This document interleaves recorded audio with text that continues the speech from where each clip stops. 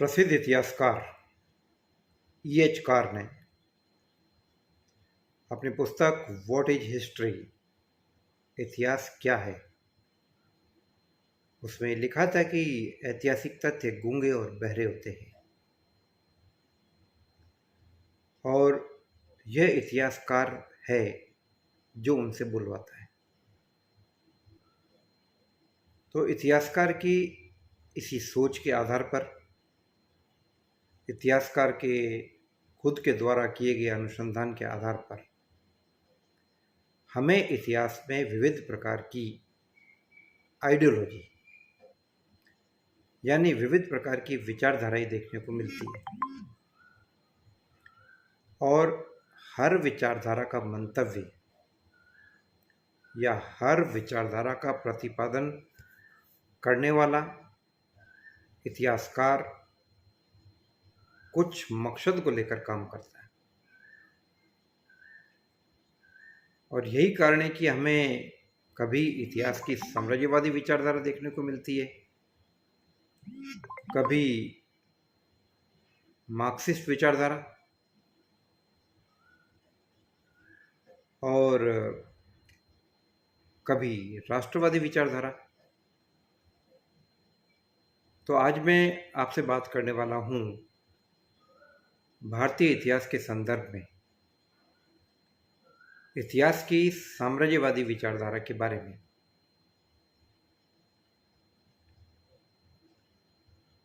इतिहास की साम्राज्यवादी विचारधारा उन यूरोपियंस के द्वारा प्रतिपादित की गई जो भारत में मूल रूप से व्यापार करने के लिए आए, लेकिन राजनीतिक ताकत उन्होंने हासिल की। इसलिए हासिल की कि उत्पादन और वितरण के तंत्र पर, कच्चे माल पर और तैयार माल की खपत के लिए एक बहुत बड़े बाजार के ऊपर वे नियंत्रण कर सके। तो इन यूरोपीय ताकतों ने न केवल भारत में बल्कि भारत के बाहर जहाँ जहाँ पर भी इन्होंने अपनी कॉलोनीज, अपने उपनिवेश कायम किए, भारत में, भारतीय उपमहाद्वीप में श्रीलंका, पाकिस्तान, बांग्लादेश, इंडो चाइना, मलाया और अफ्रीका के काफ़ी हिस्से, इन सभी जगहों पर इन साम्राज्यवादी यूरोपीय शासकों ने अपनी साम्राज्यवादी विचारधारा को जस्टिफाई करने के लिए, न्यायोचित करने के लिए इसे व्हाइट मैन बर्डन थ्योरी के रूप में देखा, जिसका उल्लेख रुडयार्ड किपलिंग ने भी किया था। व्हाइट मैन बर्डन थ्योरी में इन यूरोपीय साम्राज्यवादी ताकतों ने, चाहे वे ब्रिटिशर्स हो, चाहे फ्रेंच हो, चाहे पोर्तुगीज हो, चाहे इटालियंस हो, इन सभी ने अपने शासन की न्यायोचितता को साबित किया, साबित करने का प्रयत्न किया। इन्होंने इस प्रकार की अवधारणाएं प्रतिपादित की जिसमें उन्होंने कहा कि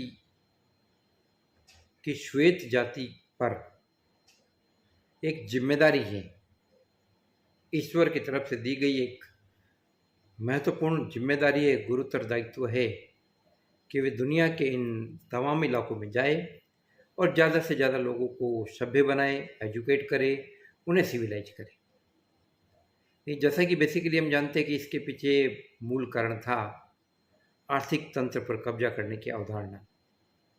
भारतीय इतिहास के संदर्भ में जेम्स टोड है, क्रुक विलियम्स है, स्मिथ है, इन सब लोगों ने इसी चीज़ का उल्लेख किया। और इवन कई जगहों पर हमें यूरोपीय राजनेता और इतिहासकार यह कहते हुए दिखाई देते, स्टेटमेंट देते हुए कि हमें समझ में नहीं आ रहा है कि क्यों यह भारतीय हमारे खिलाफ खड़े हो गए। ये क्यों नहीं स्वतः ही आकर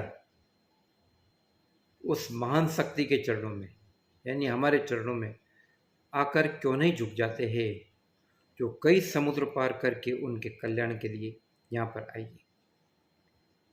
उन्होंने अपनी साम्राज्यवादी विचारधारा के तहत हमारे इतिहास को दबाया, क्योंकि जिन जातियों पर, जिन जगहों पर उन्हें हुकूमत करनी थी, तो उसके इतिहास और संस्कृति को नष्ट करना इन लोगों के लिए बहुत ज़रूरी हो गया था।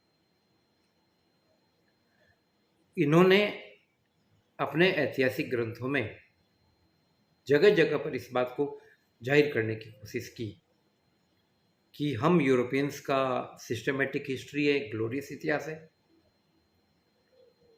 समुद्रगुप्त का जब विश्लेषण किया गया तो हमें समुद्रगुप्त एक ऐसे शासक के रूप में दिखाई देता है जिसने आर्यावर्त के 9 राज्यों को और दक्षिणावर्त के 12 राज्यों को हराया।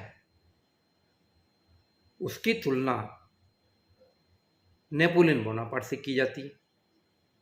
किसके द्वारा? यूरोपियन इतिहासकारों के द्वारा, स्मिथ और अन्य हिस्टोरियंस के द्वारा, कि साहब बोले समुद्रगुप्त भारतीय इतिहास का नेपोलियन था। कहाँ समुद्रगुप्त और कहाँ नेपोलियन? समुद्रगुप्त एक ऐसे व्यक्तित्व के रूप में उभर कर सामने आता है जो अपने जीवन में कभी भी किसी युद्ध में नहीं हारा, जो उच्च नैतिक चरित्र और कई गुणों से युक्त था। नेपोलियन बोनापार्ट, जिसने सत्ता को हस्तगत किया, जिसके जीवन के अंतिम वर्ष कारागार में निकले, और समुद्रगुप्त जो कवि बांधव कहलाता था, जो वीणा वादन में निपुण था, जिसके समय में कला, साहित्य और संस्कृति की काफ़ी उन्नति हुई। नो डाउट नेपोलियन महान था, इम्पोर्टेंट था, लेकिन इसका मतलब ये नहीं है कि नेपोलियन की महानता के नीचे समुद्रगुप्त की महानता को दबा दिया जाए। ठीक इसी प्रकार से कालिदास को शेक्सपियर ऑफ द इंडिया कहा जाता है, भारतीय शेक्सपियर। इसमें कोई संदेह नहीं कि शेक्सपियर अपने फील्ड का महारथी था, लेकिन महाकवि कालिदास भी किसी भी मायने में शेक्सपियर से कम नहीं थे। तो यह साम्राज्यवादी सोच थी जो शासितों के इतिहास को दबाकर बताती थी। व्हाइटमैन बर्डन थ्योरी, इटालियंस के द्वारा इसको अपना पुनीत कर्तव्य माना जाना कि साहब हमारी जिम्मेदारी कि हम जहाँ जहाँ पर भी जाए इन काली और अर्ध सभ्य जातियों को सभ्य बनाए। तो हमें हकीकत जानने की जरूरत है, हमें तार्किक सोच विकसित करने की जरूरत है, ताकि हम ऐतिहासिक तथ्यों को अपने बगैर किसी पूर्वाग्रह के, बगैर किसी नज़रिए के गहराई से उसको समझ सके। जय भारत, जय हिंद।